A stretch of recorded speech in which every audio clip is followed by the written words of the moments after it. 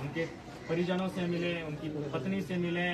ठीक हमारे बगल में बैठी हैं उनकी पत्नी, उनकी माता बैठी हैं, उनके दो भाई बैठे हैं।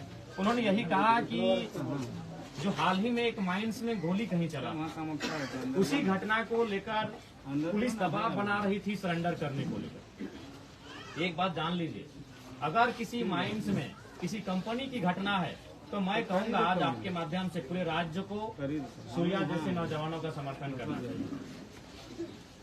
अगर ये किसी के साथ, किसी महिला के साथ दुर्व्यवहार की बात आती, किसी किसान के दूसरे साथ दुर्व्यवहार की बात आती, तो आप सूर्या भाई को गलत कह सकते थे, आप सूर्या को गलत कह सकते थे।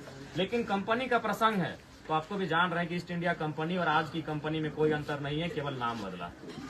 इसलिए अगर इनका सरेंडर करने का दबाव इसलिए था कि कोई माइंस से संबंधित मामला था, कोई कंपनी से संबंधित मामला था, चाहे वो पत्थर की खादान हो या कोयला की खादान हो, तो पूरे राज्य को सूर्या को अपराधी की नजर से नहीं, मेरे हिसाब से बागी की नजर से आप देख सकते हैं, अपराधी की नजर से नहीं देख सकते हैं।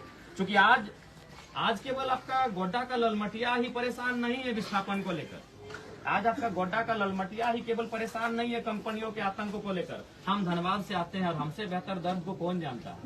धनबाद यानी देश की कोयला राजधानी, जहां हमने अपना जमीन दिया और आज हमारा ही लहू, आज हमारा ही रक्त बह रहा है इस धरती में। ये तो सूर्या ने आवाज भी उठाया, धनबाद में अब आवाज भी नहीं उठती है। अब समझौता हो जाता है, लाशें अवैध कोयला खदानों के नीचे दम तोड़ देती हैं और वो बाहर तक नहीं आती। हम धनबाद से आते हैं, तो इसलिए अगर उनका सरेंडर करने का दबाव इसलिए पुलिस बना रही थी कि कोई कंपनी से विवाद था, तो मैं कहूंगा कि सूर्या को अपराधी की नजर से नहीं, उसे बागी की नजर से देखिए। क्योंकि कंपनी का क्या रूल है आज राज्य में, ये आपसे नहीं छुपा है। चाहे वो आपके संथाल परगना के पत्थर के खादान हो, चाहे हमारे धनबाद बोकारो के कोयला के खादान हो, या टाटा जमशेदपुर के उद्योग हो, हर एक जगह झारखंडियों का दमन हो रहा है, झारखंडियों का दोहन हो रहा है, झारखंडियों का शोषण हो रहा है, तो उसके खिलाफ हर कोई आवाज उठाएगा।